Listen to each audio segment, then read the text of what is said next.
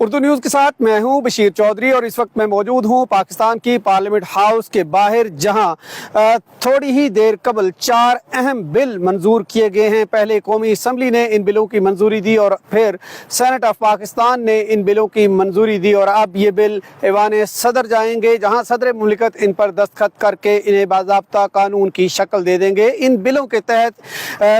पाकिस्तान की तमाम सर्विसेज के जो चीफ्स हैं उनकी मुद्दत मुलाजमत जो पहले 3 साल थी उसे बढ़ाकर 5 साल कर दिया गया है। इसके साथ साथ सुप्रीम कोर्ट के जजों की तादाद 17 से बढ़ाकर 34 कर दी गई है, यानी दुगना कर दी गई है। इस्लामाबाद हाई कोर्ट के जजों की तादाद 9 से बढ़ाकर 12 कर दी गई है और इसी तरह प्रैक्टिस एंड प्रोसीजर कमेटी जो कि चंद माह कबल तश्कील दी गई थी उसमें एक बार फिर तब्दीली करते हुए उसमें जो आईनी बेंच के सीनियर 3 रुकन होंगे उसको शामिल किया गया है और इसके साथ साथ कुछ शराइत भी रखी गई हैं। अगर आज हम इस कानून साजी के अमल का जायज़ा लें तो पहले वफाकी काबीना का एक इजलास हुआ जिसमें इन तमाम बिलों की मंजूरी दी गई और फिर मुस्लिम लीग नून की सेनेट और कौमी असम्बली में जो पार्लिमानी कमेटियां हैं उनका मुश्तरका इजलास हुआ जिसमें उन तमाम अरकान पार्लियामेंट को एतमाद में लिया गया और आगाह किया गया कि ये कानून साजी आज होने जा रही है। उसके बाद अचानक कौमी असम्बली का जो एजेंडा है वो मुअत्तल किया गया, रूटीन की कार्रवाई मुअत्तल की गई और ये बिल पेश कर दिए गए। जब ये बिल पेश किए गए तो अपोजिशन की जानिब से भरपूर एहतजाज किया गया, हंगामा आराई हुई, हुकूमत और अपोजिशन के अरकान के दरमियान हाथापाई हुई, एक दूसरे पर मुक्के और घूंसे भी बरसाने की कोशिश की गई, लेकिन जो सिक्योरिटी अमला है उसने बीच बचाव कराए रखा। इजलास जब शुरू हुआ तो सेनेटर आज़म नज़ीर तारड़ ने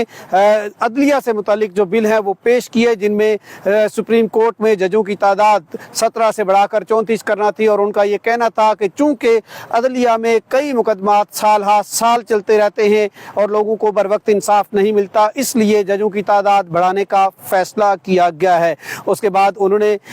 इस्लामाबाद हाई कोर्ट में जजों की तादाद 9 से बढ़ाकर 12 करने का बिल पेश किया और बाद अज़ां प्रैक्टिस एंड प्रोसीजर एक्ट में तरमीम का बिल जो है वो भी उन्होंने पेश किया। ये एक बड़ा अहम बिल था जिसके तहत जो प्रैक्टिस एंड प्रोसीजर कमेटी जो है वो तश्कील पाती है, जो सुप्रीम कोर्ट में बेंच तश्कील देती है, जो मुख्तलिफ मुकदमात सुनते हैं। और ये कमेटी इस लिहाज से अहम है कि पहले जब ये कमेटी तश्कील पाई थी तो जब हुकूमत ने देखा कि उसमें जो 2 सीनियर 3 जज हैं वो बेंच बनाने में कुछ ज़्यादा उनके मुद्दों मुआविन साबित नहीं हो रहे, तो एक आर्डिनेंस के ज़रिए उसमें से जो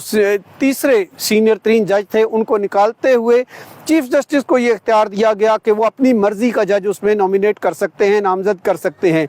अब जब उसमें एक नया बिल जो है वो यहाँ पर पेश किया गया है उसमें तरमीम लाने का, तो ये फैसला किया गया है और ये तजवीज़ दी गई है कि इस कमेटी में जो आईनी बेंचेस होंगे उनका जो सीनियर 3 जज होगा वो शामिल किया जाएगा और जब तक वो कमेटी वो जज नामजद नहीं होता तब तक चीफ जस्टिस अपनी मर्जी का कोई भी जज जो है इसमें नामजद कर सकते हैं। और इसके अलावा अगर कोई जज इस कमेटी का रुकन नहीं बनना चाहता तो फिर भी चीफ जस्टिस जो है वो आईनी बेंचेस में से या सुप्रीम कोर्ट के किसी भी जज को उस कमेटी का रुकन नामजद कर सकते हैं। इसी तरह अगर चीफ जस्टिस और सीनियर 3 जज जो कि प्यूने जज हैं अब वो दोनों आईनी बेंचेस का हिस्सा बन जाते हैं तो फिर जो आईनी बेंचेस के दूसरे यानी अगले सीनियर 3 जज होंगे उनको इस कमेटी का हिस्सा बनाया जाएगा। यूँ ये बिल जो है वो आज मंजूर हुए हैं, हुकूमत की जानिब से ये बिल लाए गए और जो सर्विसेज चीफ जो सबसे अहम बिल हैं जो ख्वाजा आसिफ ने पेश किए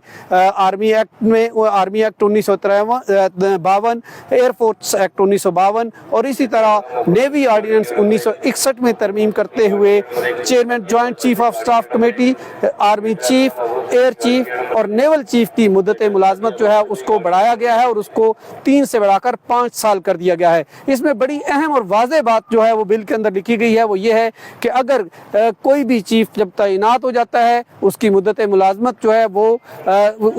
अगर उसकी उम्र 60 साल हो जाती है तो वो उस पर रिटायर नहीं होगा बल्कि वो अपनी मुद्दत मुलाजमत पूरी करेगा। और इसके साथ साथ अगर उसको रीअपॉइंट भी किया जाता है तब भी जो रिटायरमेंट के रूल्स हैं जो वो उस पर लागू नहीं होंगे।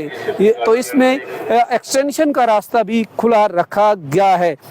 अब ये बिल कानून बनने जा रहे हैं और फिर इन पर अमल दरामद जो है वो शुरू हो जाएगा। लेकिन इसके साथ साथ अपोजिशन की जानिब से इस पर शदीद एहतजाज भी किया गया है और ये ऐलान किया गया है कि मुख्तलिफ जो अपोजिशन जमातें हैं उनके साथ मिलकर इस पर हतमी लाहे अमल अपनाया जाएगा। इस खबर और दीगर खबरों से मुताल्लिक आप विजिट कर सकते हैं हमारी वेबसाइट urdunews.com।